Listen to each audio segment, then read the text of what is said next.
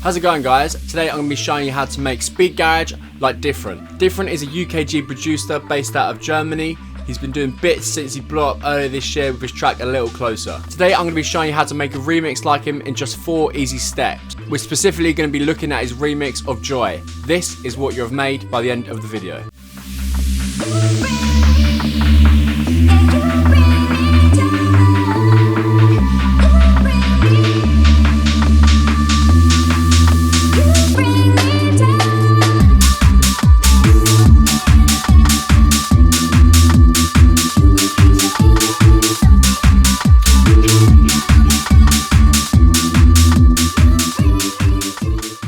Step 1 for making a speed garage remix like diffrnt is the bass.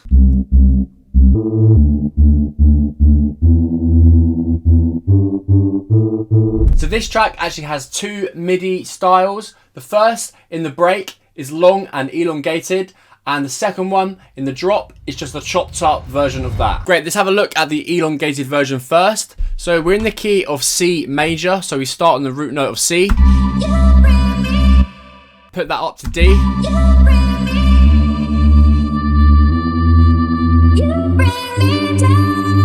What I found, especially when writing trance patterns, is that one of the best progressions is to go root note, up, then up again, and then you skip the 4th. So first, second, third, skip this one, go to the 4th, and then what he's done is even more than that, because I normally just stay on this, the 4th, the G, but then he's gone up to the 5th.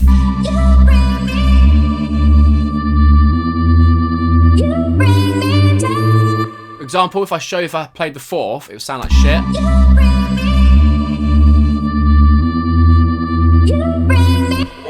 Like, I don't know why that sounds so bad, it just does. So yeah, you skip up to the G, which is the 5th, and it just sounds fucking awesome. And yeah, he's even then gone on to the 6th, which creates even more tension.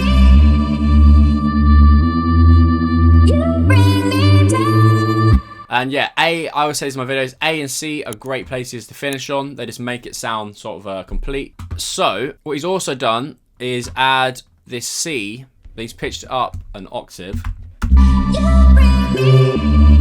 I think maybe down to the A. There you go.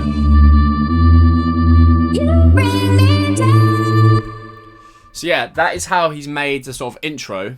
And he's then got that second MIDI, which is the exact same as this. So he's basically copied it and he's just chopped it up and made it into sort of a rhythm. So it's really easy to do. And yeah, he's kept it really simple. He's just playing it the exact same as the kick. So the kick falls on this same beat. As you can hear it playing with the kick. So yeah, really, really simple, but it obviously worked.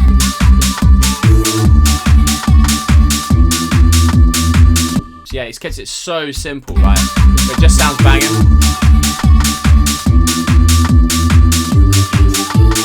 So yeah, one of the key takeaways from this is to keep it simple. Obviously you see a lot of, say, like Soul Mash Transit System, they're going absolutely crazy with the MIDI. So they have it like up here, they have like notes over here, one up here, then maybe like one down here. It's just fucking everywhere. But clearly, if you've got a strong vocal, which I know people are going to be crying in the comments saying, oh, it's so hard to get a strong vocal. I mean, it's not really. Just do a remix, and then rather than releasing it on Spotify, just release it on SoundCloud. Great, let's now have a look at how the bass sound was made. Great, so the bass sound itself was actually made using Serum. It's a preset for my Speed Garage Volume 1 pack. You can get that from the link in the description. The pack has over 60 of the sickest Speed Garage presets. It's got tons of sick basses for making insane Speed Garage, like Interplanetary Criminal, Main Phase, Soul Mash Transit System, and all your favourite Speed Garage DJs. Check it out while it's still on sale. It won't be on sale much longer. The pack is also available in the Ultimate Bundle and the Everything Bundle, which basically means you get all the packs on the website for a much cheaper price. So definitely check that out. Great, so if we have a look at this patch, in Oscillator A, we have Harmonic Morph. So this can be found under Digital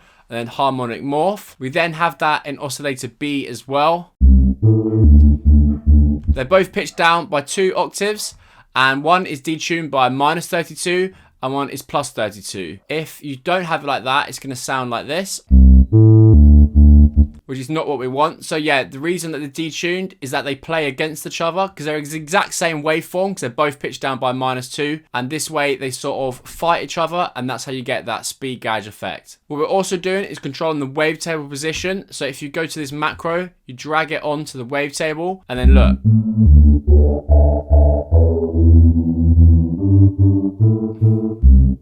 We can control it and make it sound exactly how we want. Obviously, the more wiggly it is, the more sort of harmonics there are. So to show this, it's like that. And if we were to have, that's just a sine wave, then there's less harmonics, so there'd be less of these dots. I mean, it's not actually showing it properly for some reason, but yeah, basically to have more harmonies, there's going to be more of these like this. So that's basically what you're seeing, and that's why it sounds like there's more in the high end. We also have a sub, so this is just a sine wave pitched down by -2. As you can hear, that really helps to fill out the low frequency, so anything below like 100 hertz. If we have a look as well, we have this filter. So we're using this to take out some of the high end. If we take that off, it's a little bit too much high end going on. So this is sort of blocking that out.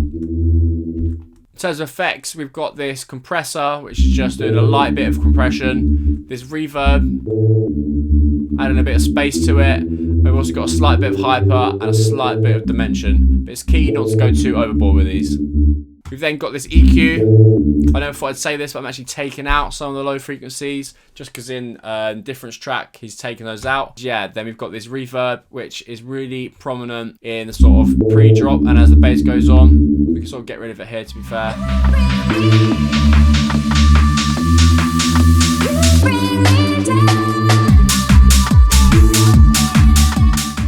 So yeah, it might be a cool idea to add some automation. So in order to do that, you can obviously do it like I'm doing and click record.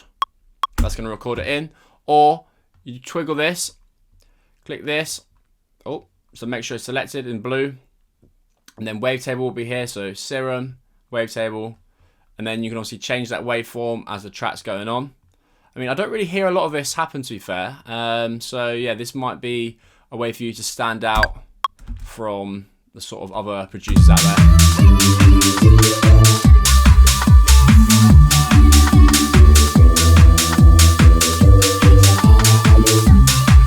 Obviously, you're going to want to spend more time than that because that sounds like ass, but you get the idea. Great, the next step is the drum. For this, I just use the loop. This is from my Speed Gauge Volume 2 drums. It sounds like this.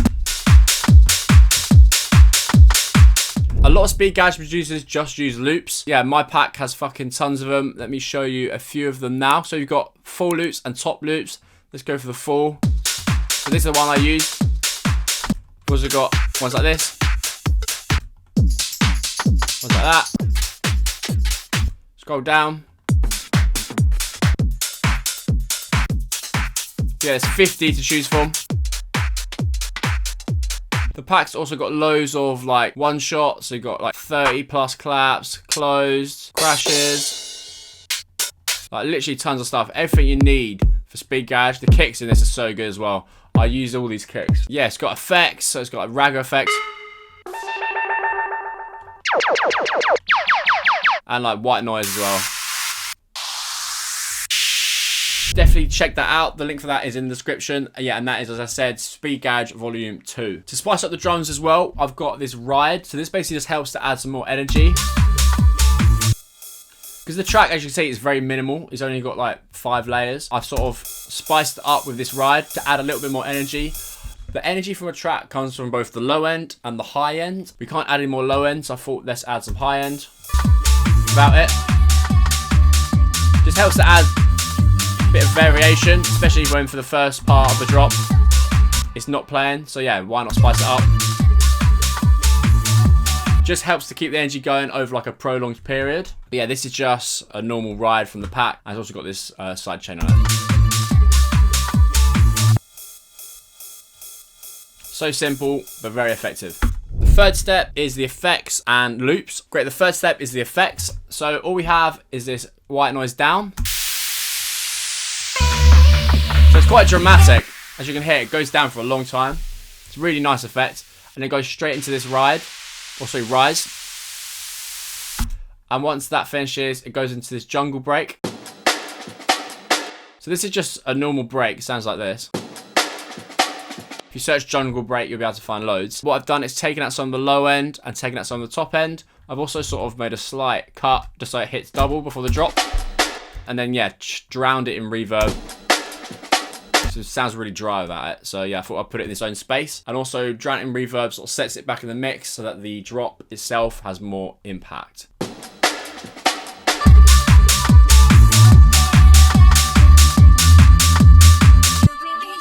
Step 4 is the vocal. So this vocal is actually from the original track. So the original track is Bring Me Joy by Karen Harding and Rudimental. Karen Harding is actually probably my favourite vocalist. She's got loads of bangers. You definitely know a few of her tracks. So what I did to get the vocal is I downloaded the track. So it's the different remix. And then I went over to this website, LALAI, and I extracted the vocal. There are also some free versions that you could use. Someone sent me a link for one, but I can't remember who it was or what the link was, but apparently there's a really good free one as an alternate to LALAI, because LALAI does cost. Fucking shit name as well, by the way. Great, so if you made it this far, thank you very much for watching. Drop a comment down below. It really helps with the algorithm and helps to push these videos out. But yeah, let me know if you learned anything new in the comments, and comment which video you want to see next. Cheers, see you later.